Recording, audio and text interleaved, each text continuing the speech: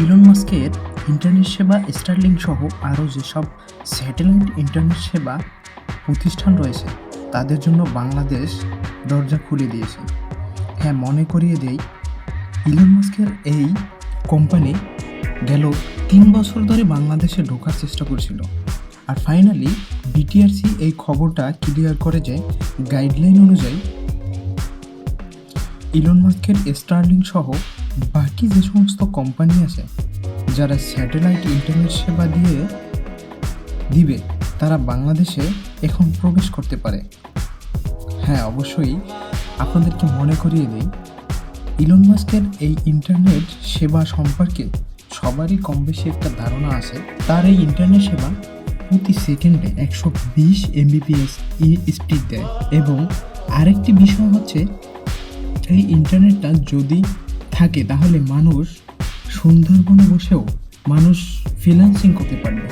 যেসব জায়গায় এযাবৎকালে ইন্টারনেট সেবা ছিল না সেখানেও অনায়াসে ইন্টারনেট সেবা চালু হতে পারবে। তাতে এই যুগের মানুষ এই যুগে এসে তাদের যোগাযোগ ব্যবস্থাটা আরও বৃদ্ধি পাবে, যোগাযোগ ব্যবস্থা ভালোভাবে আরও করতে পারবে তারা। কিন্তু এখানে আসলে মানুষের মধ্যে কি সমস্যা হতে পারে? গাইডলাইন অনুযায়ী এই ইন্টারনেট সেবা পেতে হলে কত টাকা ফি দিতে হবে এই কোম্পানিগুলোতে, সেগুলো একটু আপনাদের ক্লিয়ার করি, সেই বিষয়গুলো আপনাদের একটু বলি। বাংলাদেশে বিজনেসের জন্য ব্যবসা করতে হলে প্রায় আবেদন ফি দিতে হবে 5 লাখ টাকার মতো, সেই সাথে লাইসেন্স ফি তো আছে $10,000, প্রায় বাংলাদেশের টাকায় 12 লাখ টাকারও বেশি।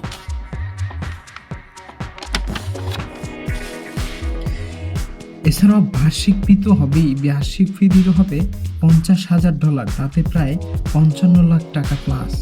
এছাড়াও টার্মিনাল প্রতি বার্ষিক স্টেশন বা টার্মিনাল ফি দিতে হবে $20,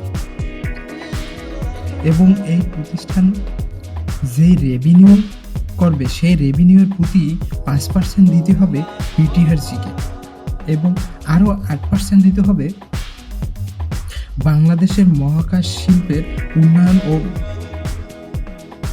ব্যবস্থাপনার অংশ হিসেবে।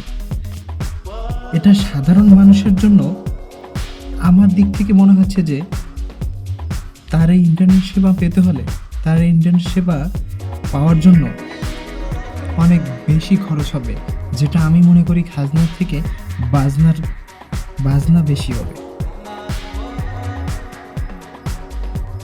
এবার প্রশ্নে আসি যে ইলন মাস্কের স্টারলিংক ইন্টারনেট সেবা যদি নেই তাহলে খরচ কেমন হবে?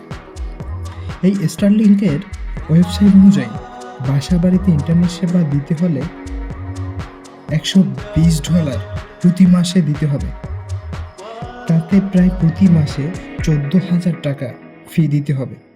আর ইনিশিয়ালি স্টেজে আপনাকে এই ইন্টারনেট সেবা নিতে হলে কিছু হার্ডওয়্যার বা কিছু জিনিসপত্র কিনতে হবে, আর সেটির জন্য আপনার প্রায় খরচ হবে $350 থেকে $600, তাতে বাংলাদেশি টাকায় প্রায় 70,000 টাকা বেশি।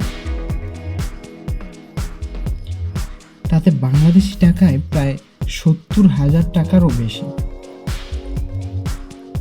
আর বাংলাদেশের লোকাল ইন্টারনেট সেবা আমরা যদি দেখি তাহলে 500 টাকা বিল দিলে 5 Mbps এর ব্রডব্যান্ড হিসাবে আমরা পেয়ে যাই।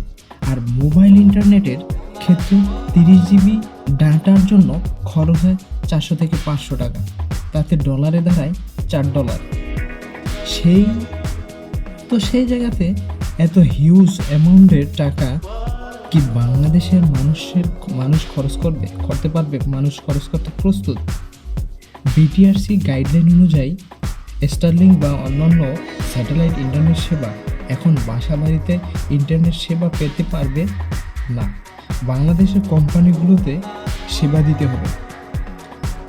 হয়তো এই হাই প্রাইসটা আস্তে আস্তে কমবে যাতে ডিমান্ড আরও বাড়বে। তো আপনাদের কাছে প্রশ্ন যে ইলন মাস্কের এই ইন্টারনেট সেবা সাধারণ মানুষ কি নিতে পারবে, নাকি বাংলাদেশের কোম্পানিগুলোই ব্যবহার করতে পারবে?